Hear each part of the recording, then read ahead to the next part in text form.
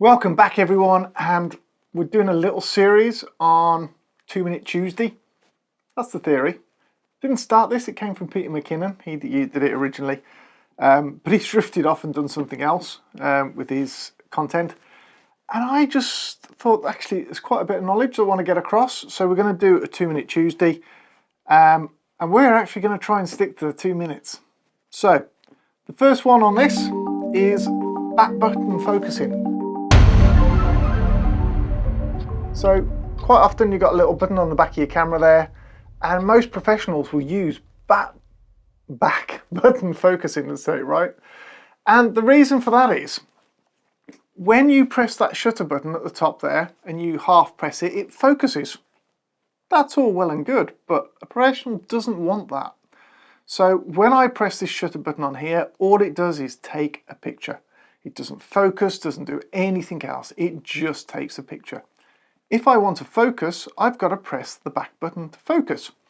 And the advantages of that are, one, I can focus using the focus points and set a focus, move around, and then just press the shutter without it having to try and refocus. So I can reframe really, really quickly.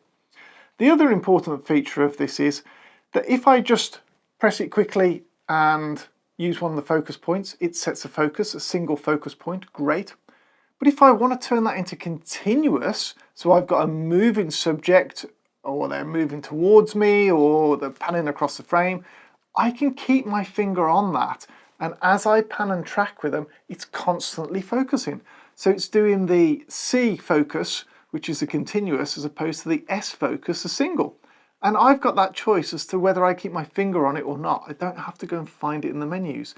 So that can be really useful. Imagine you were doing, I don't know, sports photography, or someone's walking towards you and you want to take the pictures, pressing your finger on it's going to constantly check and refocus all the time onto that.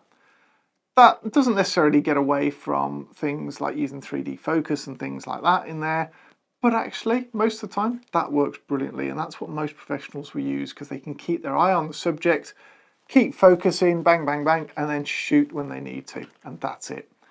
So that is why professionals use back button focusing.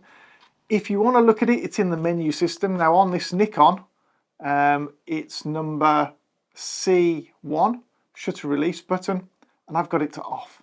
Simple as that. And that puts the back button focusing onto there, and you can select what buttons do what onto that as well. So that's Nikon C1.